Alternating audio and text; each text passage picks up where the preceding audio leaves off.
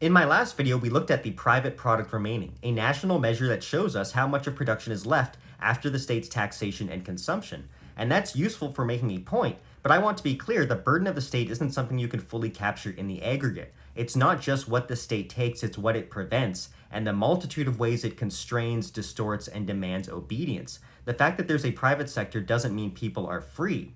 People talk about the free market like it's just today's system in the West, minus a few taxes, some regulations, and the occasional bailout. But that's absurd. The state doesn't just interfere with our institutions, it distorts the very way we think about risk, responsibility, law, and our place in society.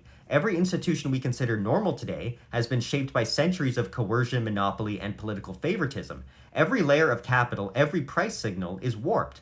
The economy has been shaped, deformed, and grotesquely mutilated by generations of state intervention. When the government spends, it reallocates resources away from entrepreneurial calculation and toward political objectives, further distorting an already twisted capital structure. It's deforming a funhouse mirror that was already twisted. So while I believe ending the state is the best goal, doing so will not result in the world that should have been, but rather initiate a process of true market correction. Living in a mixed economy means living in a civilization shaped by authoritarian chaos, not a civilization shaped by profit and loss. Take the internet. People say we needed the government for that, right? The internet as we know it today is the result of entrepreneurs. What the government did was use taxpayers to fund a military protocol and, more importantly, claim ownership over the underlying infrastructure. But you do need government for easements, spectrum monopolies, and state-captured ISPs, all severe bugs baked right into the system. They're the reason we had the so-called net neutrality crisis in the first place.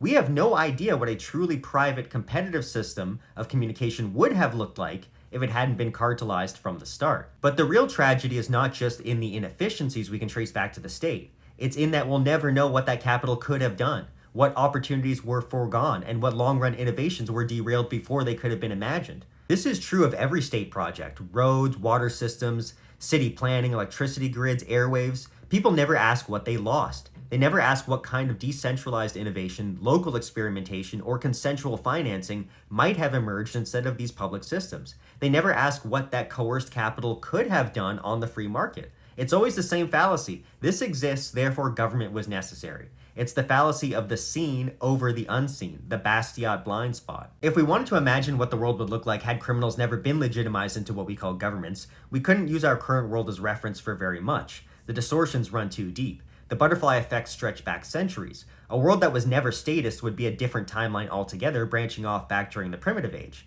That's not to say we can't dream, but it does mean that thought experiment becomes speculative fiction more than economic analysis. It's a far more humble and useful task to instead ask, what would our current economy look like if it were suddenly liberalized? What if we took today's twisted structure and abolished state coercion completely?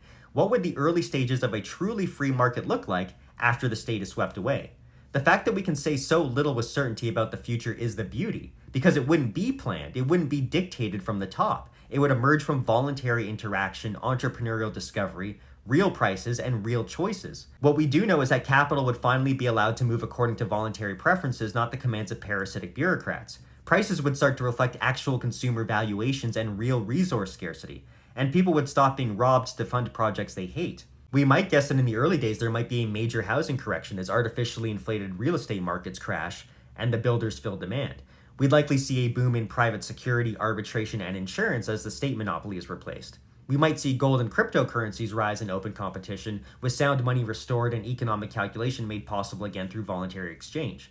But after that, no one knows. The whole point of the free market is that it's not predictable, and production structures are discovered, tested, improved, or abandoned through choice.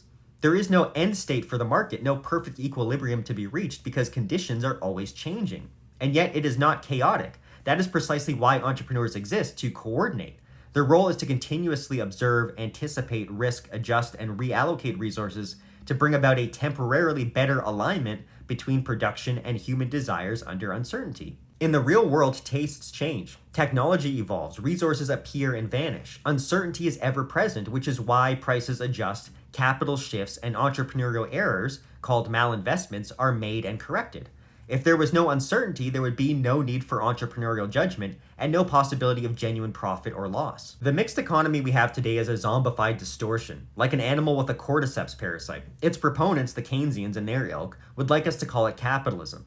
But what resemblance does our world bear to one built on private property, voluntary exchange, and entrepreneurial calculation?